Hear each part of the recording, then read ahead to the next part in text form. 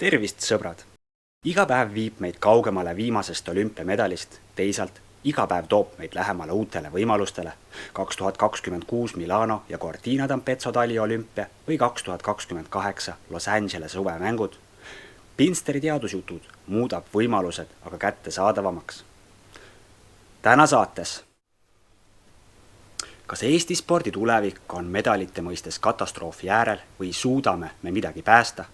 Maailma Terviseorganisatsiooni WHO aastatagusest raportist selgub, et Eesti noored liiguvad võrreldes oma Euroopa eakaaslastega vähem.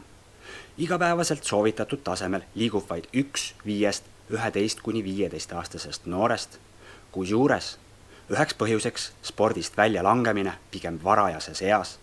Pinster uurib, mida siin teha annab.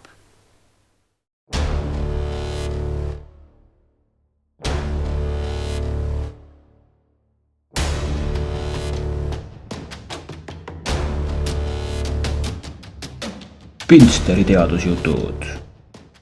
Elame tehnoloogia ajastul, kus innovatsioon sünnib igapäevaselt. Tänastel noortel on ajusagarates rohkem ärritusi kui iial varem.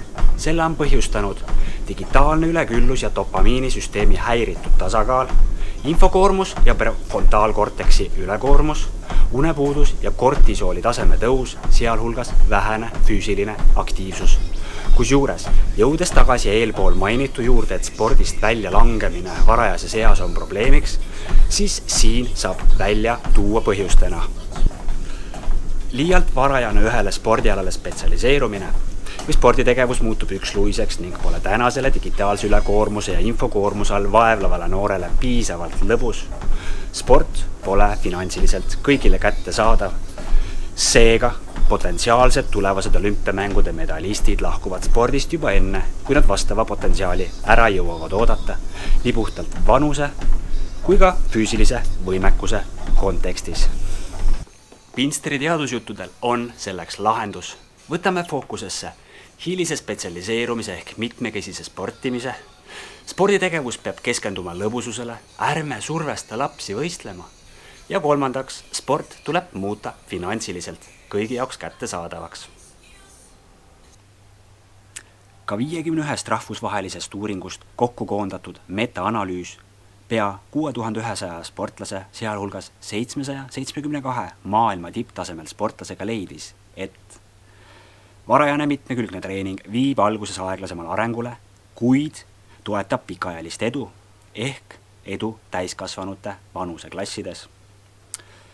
Seevastu varajane spetsialiseerumine ühele konkreetsele spordialale toob kaasa kiire arengu, kuid pigem võib kahjustada pikaajalist arengut. Pinsteri teadusjutud pakub välja multisport ehk sportimisviis, mis koosneb paljudest laialt või vähem levinud spordialadest ning ei keskendu ühele konkreetsele. Näiteks ühe nädala jooksul toimub 3 treeningut, kus esmaspäeval on põhirõhk kergejõustikul, kolmapäeval sulgpallil ja reedel murdmaasuusatamisel. Iga 2 kuu tagant spordialad vahetuvad. Ehk kõik spordiklubid peaksid hakkama pakkuma multispordi põhiseid treeninguid lastele enne 12. eluaastat, mitte keskenduma ühele konkreetsele. Keskendume sellega mitmekesisele sportimisele, suurele spordialade vaheldusele ehk lõbususele ning kusjuures seda tuleks pakkuda kõike ühe spordiala õppemaksu raames. Hiline spetsialiseerumine ongi võti olümpiamängude medalitani. Lugupeetud Pinsteri teadusjuttude jälgijad, mõned näited maailmast. Sir Chris Hoy alustas trekisõiduga, kui oli 17-aastane. Esimene olümpiamängude kuld, kui vanust 26 ja tänaseks 6-kordne olümpiamängude kuldmedalist. Hilise spetsialiseerumise tulemus.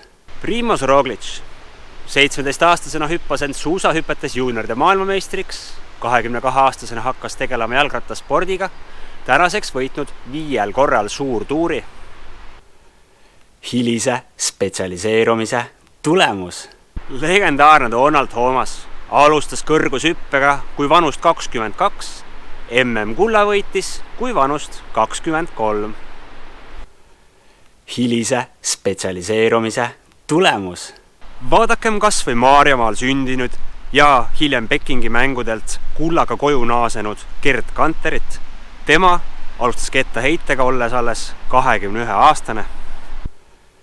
Hilise spetsialiseerumise tulemus. Ja oma spordiala täielikud staarid.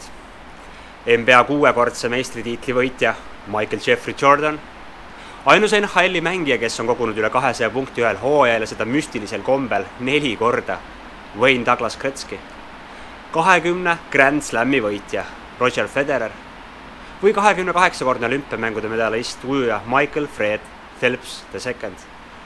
Kõik need mehed tegelesid väga paljude spordialadega noores eas enne, kui võtsid kindla suuna ühel konkreetsel alal tippu pürgida.